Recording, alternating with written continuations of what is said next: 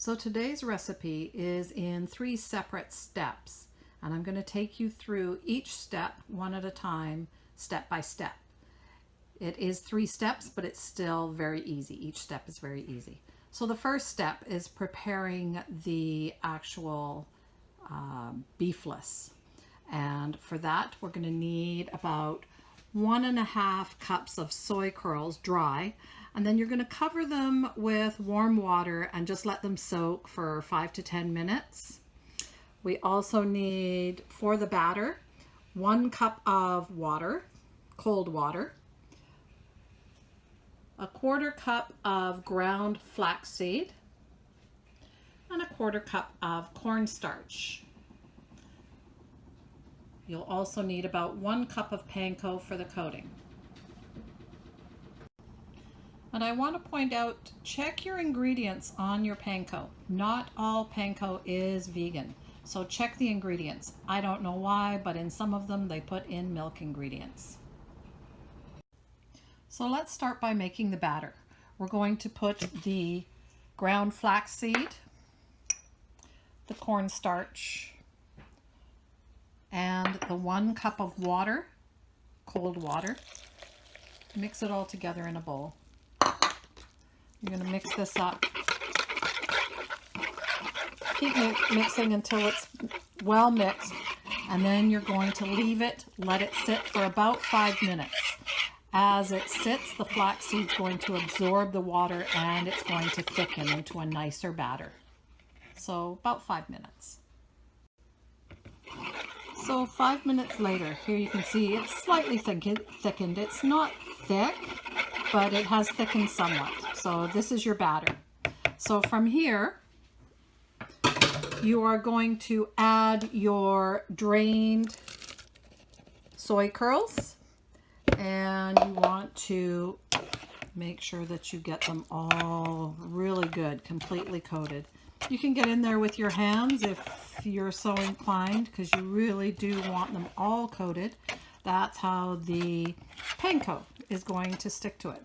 So you've got a really healthy batter here. Once we've got them all well coated, make sure they all are, you're going to use a slotted spoon, or again, you can use your hands and pull them out. I don't have a great slotted spoon, but you don't want chunks of the batter. And from there, you're going to add it to the panko.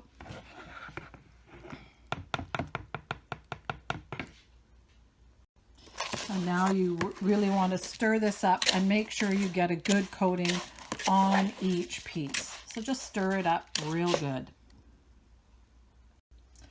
Once we've got each piece well coated, I'm going to be putting it into the air fryer. Now I am doing an air fryer method here, and this is what I am going to be taking you through today.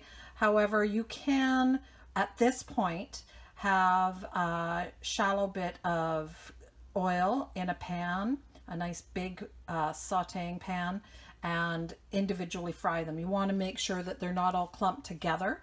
You'll want some separation in them, and you can fry them. That's the more traditional method. However, I'm taking a more clean approach, so I'm going to be putting this into my air fryer. Now you can see I've just put the whole thing in there. I'm not worried about separation or anything in my air fryer. And from here, I'm going to take it, put it in, and we're going to put it on for 10 minutes at 400.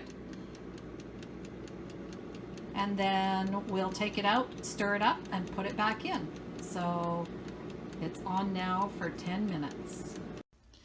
So while your soy curls are in the air fryer cooking, you can prepare for the next step.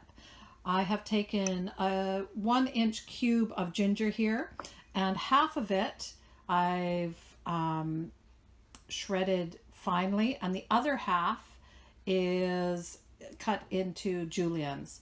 Now, if you don't want it really strong ginger flavor, you can leave out half of it. I've got 3 cloves of garlic minced, 1 teaspoon of chili flakes, 1 hot red pepper so it's like one of these, that I have de-seeded and then cut into strips. I keep these in the freezer all the time. Way easier to work with frozen. And you know, whenever you want to add a little heat, they're right there ready. They freeze nicely. This one's frozen. Okay, so that's what that is. And lastly, 1 teaspoon of sesame seeds. Half of the sauce, we're going to mix together half a cup of brown sugar. And you can use white sugar here if you don't have brown sugar. I'm going to add to that a 1/4 cup of white vinegar, cup of soy sauce,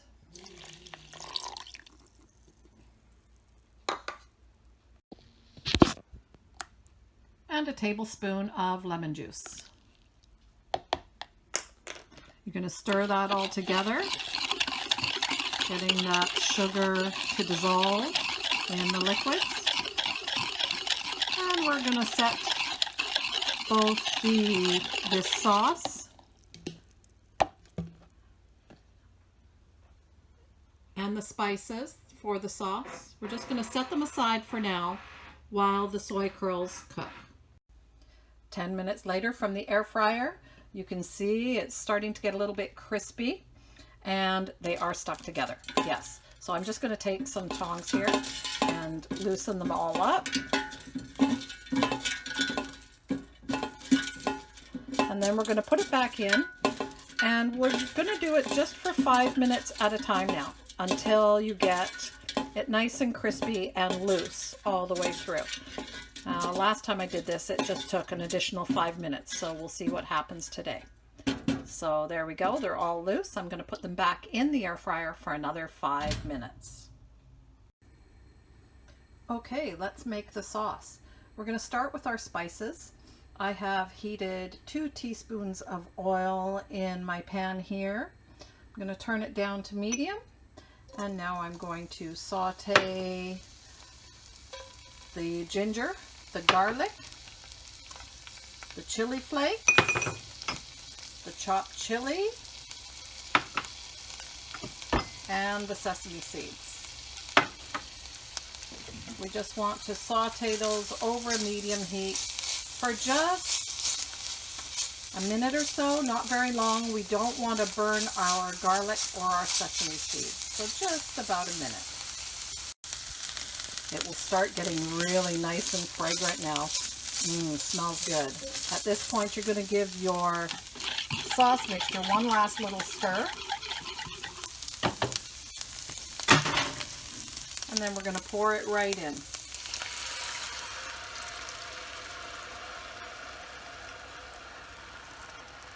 Now you want to just heat this. Keep it on a medium to medium low.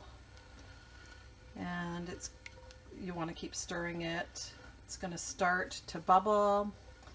And then as you stir it, it's going to start to thicken and get very syrupy. So just take your time here, no rush. Okay, here we are a few minutes later. You can see it's quite bubbly. I'm over a medium heat right now. And it's starting to get a little bit thicker. Now, if you don't like sesame seeds, you can omit these sesame seeds. If you don't want that extra heat, you can omit the sliced chili pepper. If you don't like too much ginger, just go with the grated ginger, leave out the julienne ginger. We like all of those things, so we've got it all in there, but you can adapt this to your tastes, make it work. Now, as this starts to thicken, I am going to turn it down to a low heat. We want to keep it warm, but we just don't want it to be going quite as quick. So I'll turn it right down to a low. And then at any point, you can add your soy curls in. I'm going to say, you know, have everything prepped. I had my soy curls ready here for a while. I had all my sauce ingredients ready to go, but you don't want to cook it until you're almost ready to serve it because it is best served like hot off the stove. Now, we did eat it as leftovers last time as well, and it was amazing, but it is like to die for right off the stove, freshly made. So at this point, I'm going to put in the soy curls all at once. Now you say, Linda, that doesn't look like ginger beef. Beef is darker. Well, that's where we are going to get these soy curls completely covered in the sauce. And we're reheating them. Like I said, I have had the soy curls ready to go for probably about an hour. And now I'm just going to mix them right in. We want to get all that darkness, get them to absorb it. Again, soy curls is a soybean product, so it will take on the flavor that you cook it in. So we want that texture of ginger beef, which is why I use the soy curls. Again, if you don't have soy curls or you don't have access to them, you could use tofu here cut into strips. I don't think you'll get the same texture, but you would get the same flavor and the same sort of results. It just soy curls are amazing. They give you the right texture. And like I said, you want them quite well done out of the air fryer. And now they absorb that sauce. And you just want to heat it back up until it comes to a nice little simmer again. So I have reheated it here. You want to get it to a nice sticky consistency. At this point you could throw some broccoli in there and serve it over rice, but we're going to make some ginger beefless bowls, and I'll show you what we put together for that. So to put the bowls together, we start with a good healthy serving of prepared rice. I have used long grain brown rice here, and there is a little bit of wild rice in there as well. Some lightly steamed broccoli florets. Today I've got some steamed carrots. However, you can use raw carrot shreds if you so prefer, which is what we did last time. A good healthy serving of the ginger beefless. And then you're going to top it with something sort of vinegary. I have done a pickled onion here today that I'm just adding on. And you want that little bit of a bite. It just enhances the flavor of your ginger beef. You could use a kimchi or a pickled cabbage if that's what you like or have. But like I said, this morning I just put these sliced onions, very thin, into a balsamic vinegar and salt and top them off there. And then I'm just going to top it off with the sprinkling of sesame seeds. And there you have it.